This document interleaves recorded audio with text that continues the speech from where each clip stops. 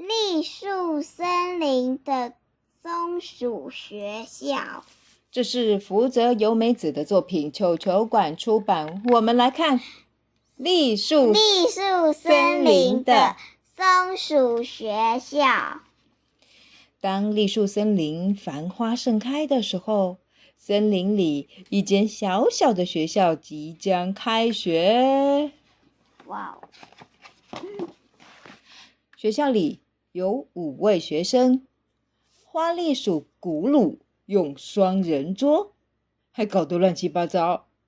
小松鼠小毛球一大早就在睡午觉，西西乖乖地坐着等上课。胖胖已经吃过早餐，又咔哩咔哩地啃着橡实。坐在角落的小小躲在自己的尾巴后面。他很胆小。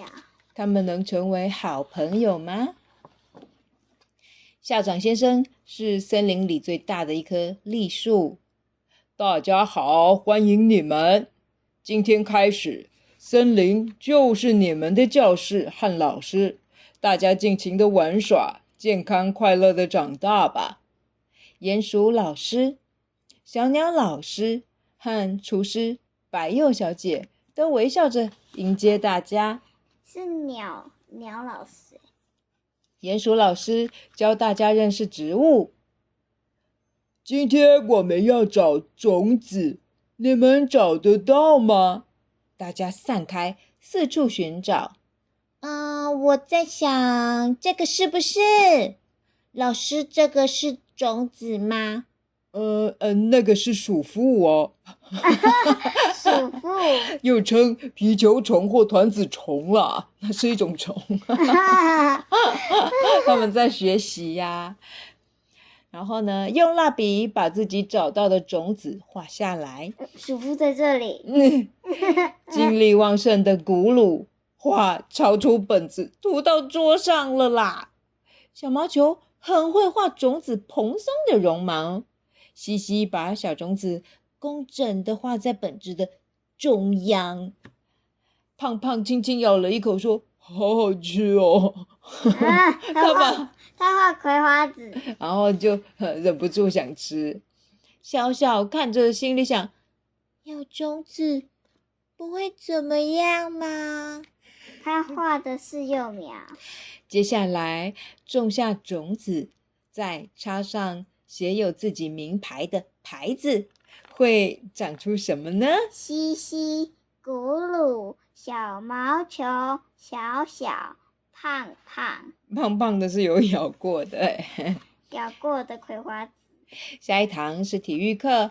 栗树校长说：从这边的树枝跳到那边的树枝，别怕，我会接住你们。好，西西第一个跳出去，大家都帮他拍手，好厉害哦！换我要得到更多掌声。古鲁一说完，就咕咕咕咕咕咕，古鲁双手挥舞着叶子，还四处跳来跳去，大家开心地为他鼓掌。最大只的胖胖嘿呦一声往前跳，小毛球很轻巧灵活地翻了个跟头。只有小小不敢跳。西西说他每次都躲在自己的尾巴后面。尾巴是让他们平衡的。小毛球问：被大家看到很难为情吗？古鲁说：如果有人看我，我会更起劲耶。胖胖说：每个人都不一样嘛。大家七嘴八舌的讨论着。最后大家背对着小小，不看他，数1、2、3。在大家的加油声中，小小使劲一跳，校长看见他跳得比谁都要远哦。几天后，你们看，我的种子发芽了。咕噜开心的跳上跳下，大家也发现各自的种子发芽了，都笑得好开心哦。但是胖胖看起来不太好，只有我的种子没发芽。鼹鼠老师开口了：“有些种子芽发得慢哦。”又过了几天，种子还是没发芽。胖胖一直等，该发芽了吧？发芽了没？发芽了没？就在大家也跟着担心的时候，小小用很小的声音说：“那个。”只有古鲁听到他小小的声音：“什么？你说什么？”随着古鲁的大嗓门，大家的目光转向小小。小小吓了一跳，又把脸藏回自己的尾巴后面。于是大家转过头来继续等待，不看他是不是？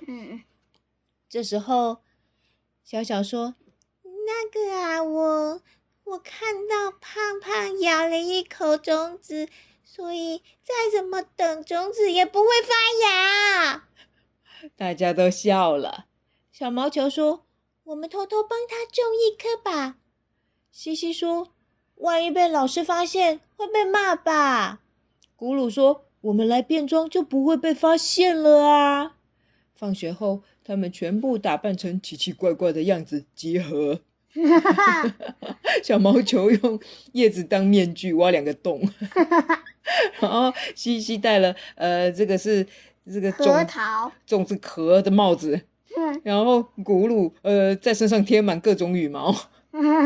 然后最害羞的小小，他戴着花瓣帽子，把大半的头都盖住了。大家一起去找种子。这颗是不是啊？那是瓢虫吧？这个认错了，不要种我！瓢虫在喊救命，把它埋进土里，对不对？哎呀，不管了啦，全部埋进去啦。他埋了很多个，在他原本咬过一口的葵花籽上面，对不对？至少有一颗会发芽吧？瓢虫飞走了。快逃！可是几天过去了，种子还是没发芽。怎么不快一点发芽呢？胖胖和其他同学只要一下课就跑来盯着种子看。这时校长从他们的头顶摇摇树叶说：“今天要上音乐课，我们跟小鸟老师们一起去走走吧。”小鸟老师们唱着歌带领大家。太阳公公闪亮亮，大森林也闪亮亮，啾啾啾，滋滋滋，蹦蹦蹦，跑跑跑，闪亮亮的红色果实是什么？小红莓加进冰淇淋，面包里，优格上，装到喜欢的盘子里，红莓派对就要开始喽！白柚小姐正站在小路上等着大家，用着推车，好美味啊！有面包跟红莓酱，还有优格，哇哦，和冰淇淋啦！把满满的小红莓加在冰淇淋、面包和优格上，开动喽！胖胖吃的最多，对，然后小鸟老师们也有在吃梅子。在小鸟老师的歌声伴随中，大家一起走回学校。快快！栗树校长开心地摇着树叶，催促大家。于是大家纷纷快跑回去。胖胖的种子发芽了，还有其他芽冒出来，大家开心极了。校长也笑着摇摆树叶，只有鼹鼠老师歪着头想：为什么一颗种子会冒出这么多种的芽嘞？今天小松鼠们也要活力满满上学去哦。故事结束。这个故事是栗树森林的松鼠学校。